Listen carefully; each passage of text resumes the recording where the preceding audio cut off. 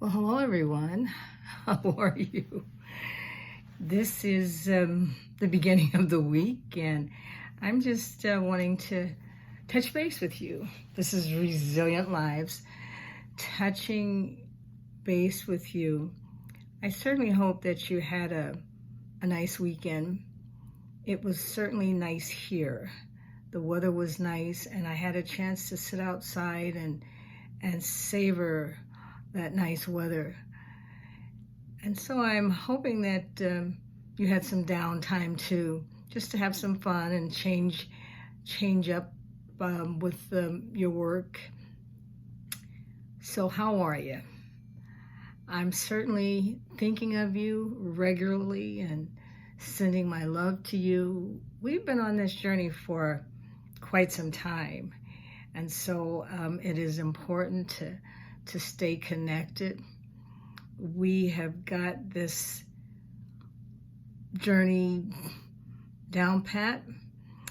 By that I mean we've been into a routine that hopefully is working for us. We have been doing all sorts of things. I know for myself, I've done puzzles. I have done some coloring books that people gave me, and I've done a lot of cooking, and so basically it's been a case of learning how to live during shutdown and thrive. And that's what we're doing together, thriving together, supporting one another. So the interesting thing happened just the other day, for me anyway, and I say interesting because it was something that caused me to pause.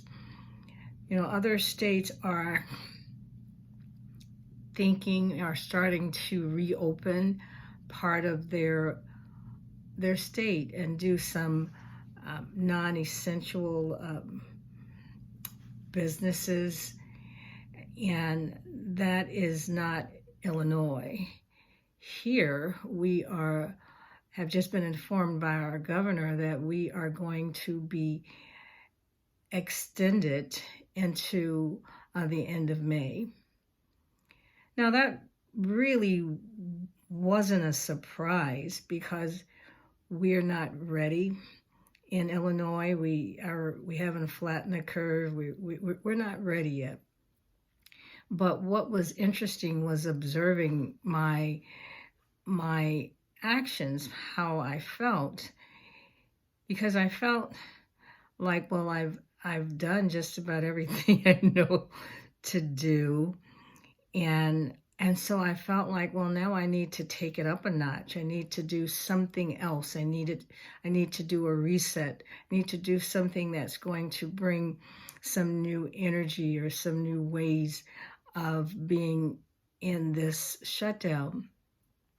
And so what that spoke to me was looking at how the mind is working to stay together. And the mind is really important during this time. You want to make the mind happy because the mind is that regulator that helps you to deal with stress. And we've probably talked about that before. And so as I was observing what I thought I might need to do, I said, well, I might need to change my routine. I might need to look at what I'm doing and see how it can bring some more joy in and some more energy in, which are things we've discussed, and when we looked at how to charge yourself, how to be fully charged.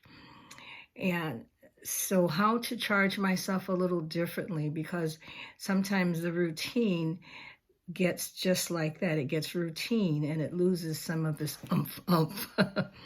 So as I was thinking about that, I looked at this article, and it was talking about ways to remain sane during this lockdown. Now, it had nine ways to remain sane during the lockdown. And I think you and we've probably been doing a lot of them. I think one was a schedule, a regular daily schedule. I think the reason that they were saying have a regular schedule, because when you don't have a regular schedule, you have so much time on your hands, you have what they call decision fatigue. And I know I experienced that one day because I decided to take Saturday off and do nothing. And then I didn't know what to do first. Well, what shall I do? And so I can understand the decision fatigue. And I don't know if I'm going to remember them all, but one was exercise. And one was to spend time in nature. Nature in that green space seems to have an impact on stress. And stress is what we're really hoping to manage, because stress is one of those things that impacts disease and manages disease. And so we really, really, really want to work on managing the stress.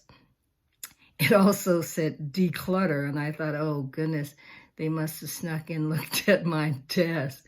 But supposedly decluttering will help you to feel that everything is in place. And so it was several things, but I thought that they were interesting because we've been doing some. One was to help someone from afar. Well, we're doing the supporting, and so, but why is this important to look at how we maintain our sanity in this lockdown time? Well, we want to work on that mindset.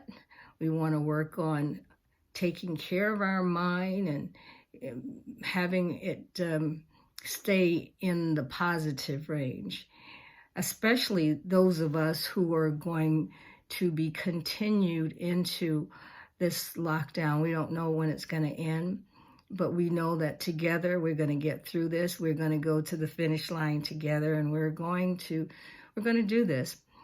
And so I just wanted to talk to you just a little bit about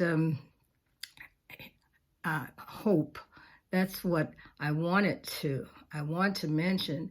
But hope is part of a whole realm of what they call psychological capital.